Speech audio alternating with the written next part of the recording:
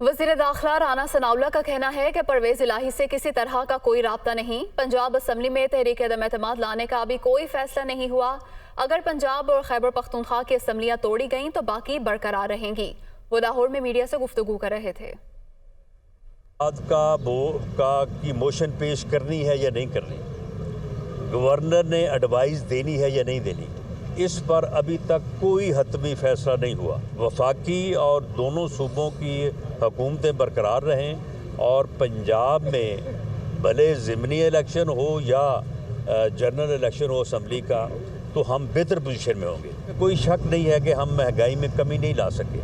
हम जो तबाही इमरान खान साहब की हुकूमत ने 3.5 पौने 4 साल में, अभी तक हमने उसको जो है वो कंट्रोल किया है।